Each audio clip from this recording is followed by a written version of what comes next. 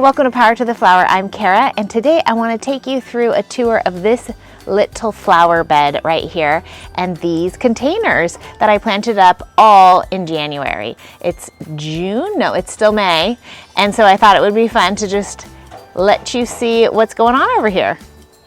So this is the area that we're talking about. This is a temporary patio that we put down.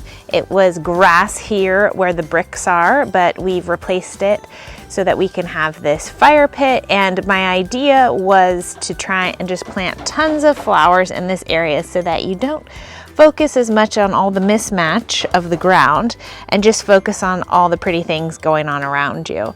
So we did a tour, I think 2 weeks ago, of this rock bed area where the lemon tree is, which is doing great, all this Lavaterra trimestris, and then all of these colorful border plants. So today I wanted to walk you through this bed, which was planted at around the same time at the end of January, what all the plants are and how they're doing. As you can see straight off the bat, my favorite, the one that I'm really enjoying the most, probably is this amazing salvia right here. This is called Rose Marvel, and I believe that it is, I'll put all the stats on the screen. It's hardy down to zone 4, and I have deadheaded all of the plants one time. There are 7 plants in here, meaning I cut off the stalks at the leaf level, and then that was a couple weeks back, and they flush back gloriously. So I am just in love with this plant. When do you deadhead this plant? So you can see this is a spent bloom right here. When all of the pink is gone, it begins to turn brown.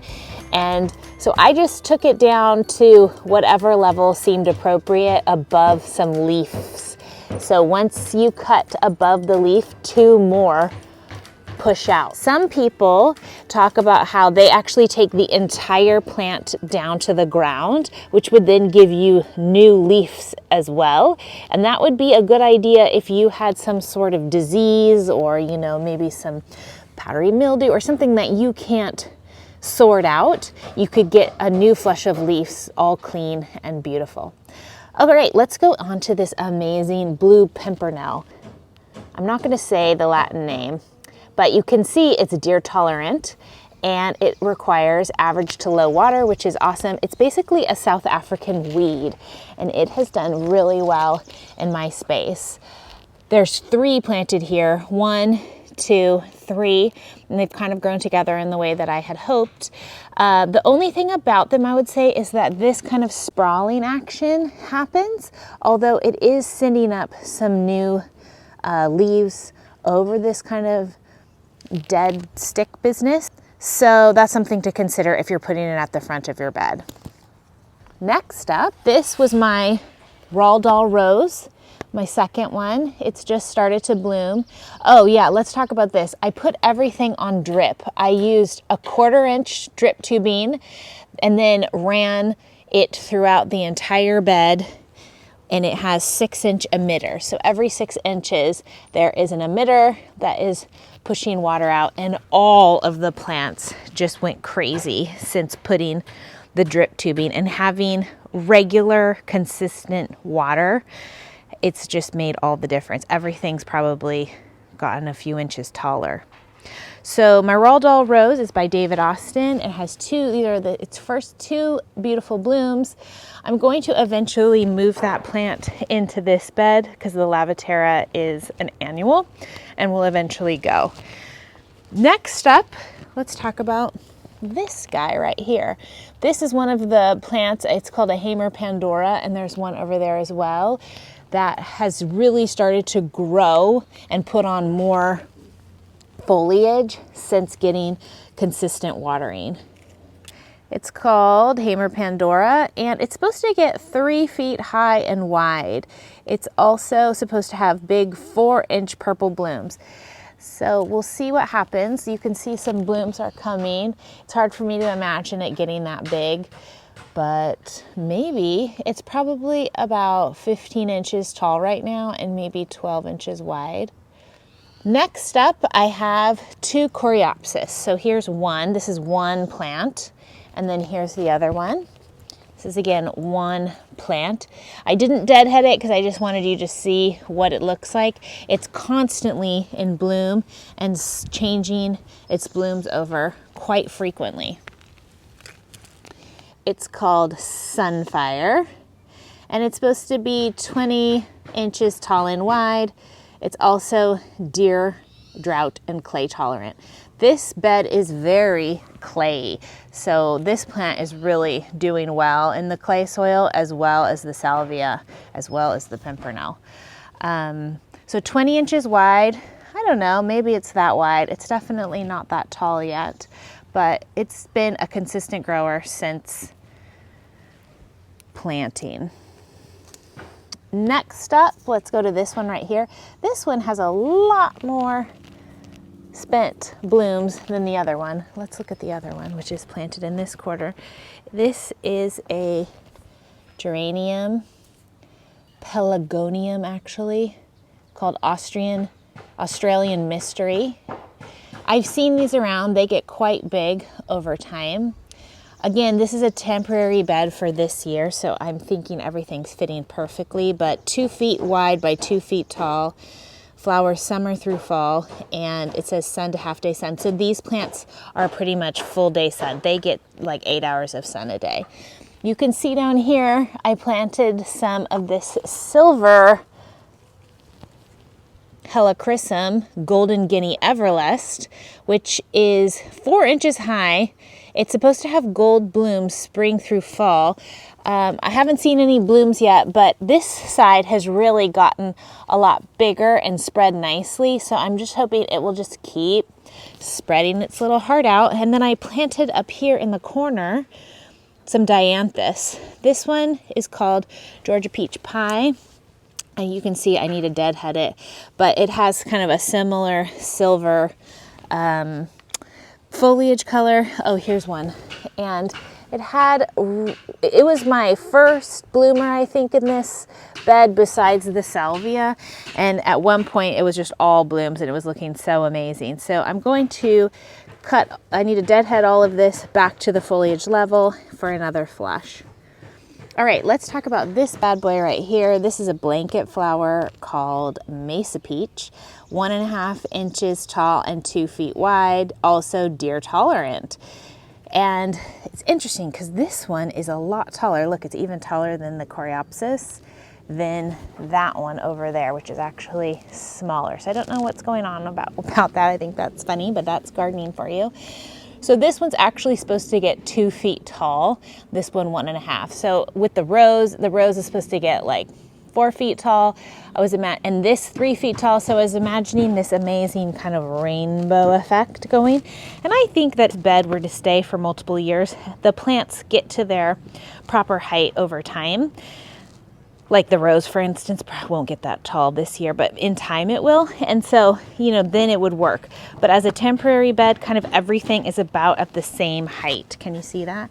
It's all about the same height, which works out really well, actually, because we sit in this area and then you kind of look down on it, which is really pretty.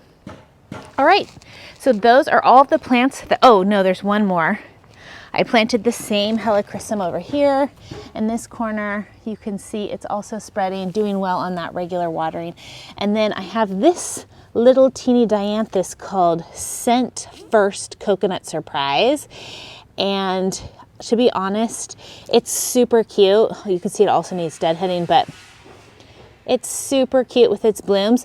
But they're really compact. So I was saying on a different video, I will probably end up moving these up into that area over there. That way you could just bend over and smell them, because this is so low to the ground. Actually, I have to like lay on my belly to get there. Whereas the Georgia Peach Pie, they are quite long, and I really like this. So I would actually get 3 more of those to replace if we end up keeping this bed next year. And these are also really nice for cutting. You can get a nice long stem off of that. All right, so let's go over here and check out our wash bin tubs. I started these out down there by the garage, but look how shady it is. I remember this area being a lot sunnier, but in fact, no, they were getting less and less sun as the season went on. Look at this potato vine. It's going bonkers. So I moved them over here because now they get full sun every single day. This plant, you can see we're dealing with a little bit of something here. So I just started using Captain Jack's Dead Bug. I'll put a picture on to deal with this. It's an organic, but you could see this is the Supertunia fuchsia, and this is the petunia. Whoa. Also some things happening here. This is the petunia that we planted to kind of compare. So it's doing pretty good. It's like, it's got 1, 2, 3, 4, 5 blooms on at the moment. Obviously this one's winning.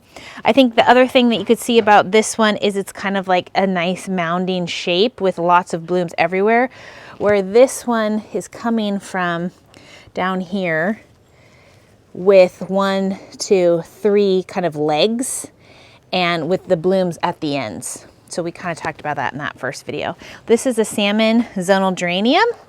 And then I have in the back a Supertunia latte, which is really cool with their deep throats. I have to be honest, this one isn't blooming as much as I expected. So I'm going to start my fertilizer regime at this point, which is to fertilize once a week with Max C. I'll show it to you right over here. These are the fertilizers that I use, that I swear by. So Max C, both the all-purpose 16-16-16 or the Bloom formula, which has high phosphorus and potassium, low nitrogen. So I give this to any of my pots that are just flowers, or like I would use this one in that bed because it's all flowers. Whereas with those wash bins, because they have sweet potato vine, and also nitrogen helps the plants get really big. So I'm going to use the 16 on those wash bins as well as in this area as well, because I want these petunias to get super gigantic and touch. So the nitrogen helps them grow. If you're not so worried about growth, then use the Bloom formula because they will just bloom their heads off. The other plant that I want to show you in this video to finish us off is this, which is my strawberry climbing hill rose, which looks like it's just about to bloom. I'm super excited about that. We got a lot of buds, and this whole business is going to eventually climb onto this structure up here, which I'm excited about. And you can see I planted these 3 calibrachoas, and they are loving their little sunny life here and making like a perfect little blanket patch underneath.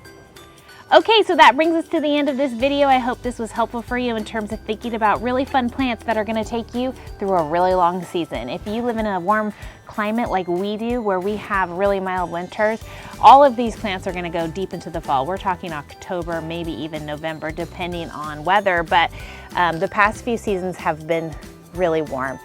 If you like this video and it was helpful, do subscribe to my channel. Also find me on Instagram and Facebook during the week.